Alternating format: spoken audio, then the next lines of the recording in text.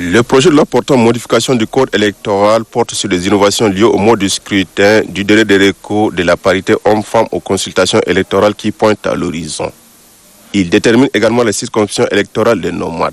Sont déclarées circonscriptions électorales des nomades les départements d'Abougoudam dans le Ouadaï, Arada dans le Wadi Fira, Assimé et Wadi Rimé dans le Bata et enfin Salah dans le Bar El Ghazel.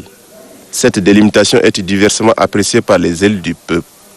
Certains estiment qu'il y a aussi des zones nomades, mais malheureusement ne sont pas prises en compte par le code électoral. À l'exemple de certains départements de province de Sila de Moyen-Kébi qui comptent autant de milliers de populations nomades.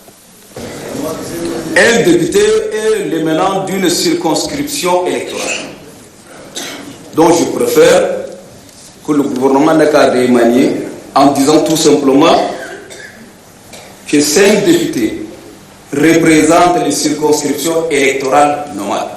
L'un des points portant modification du code électoral porte aussi sur la réduction du délai du scrutin de 6 mois à 45 jours. Pour le premier vice-président de l'Assemblée nationale, le contexte du délai de scrutin est raisonnable. Le processus étant engagé à travers la mise en place de la CENI, il faut aller aux élections législatives, soutient Moussa Kadam.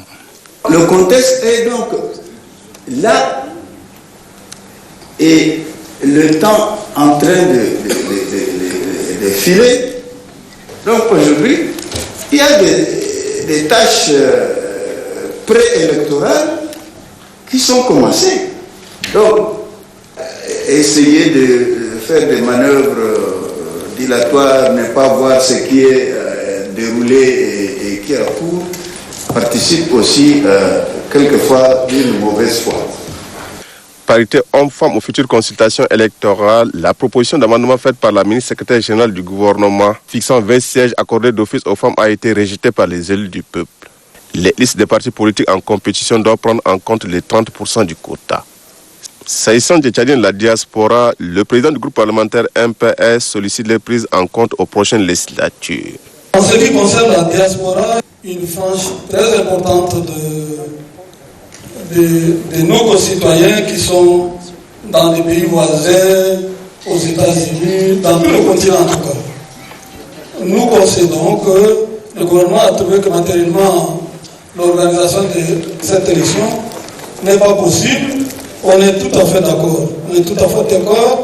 Mais pendant la prochaine législature ou après, je crois qu'il faut prendre toutes les dispositions pour que la diaspora soit représentée à l'Assemblée nationale. Grande est la satisfaction du ministre de l'administration du territoire et des collectivités décentralisées. Maintenant que toutes les dispositions sont prises, on va tourner un peu vers la CENI pour voir s'ils sont finis avec le démembrement et l'ensemble du travail qu'ils ont. Et une fois tout est fait, je crois qu'on va se retrouver pour fixer la date des élections futures dans un bref délai.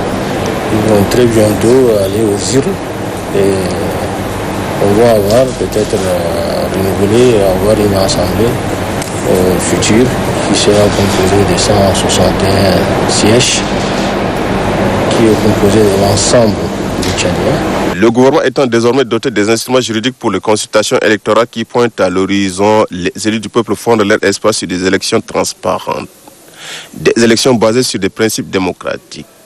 Ils dénoncent en outre l'implication des autorités administratives, traditionnelles et militaires dans les affaires politiques.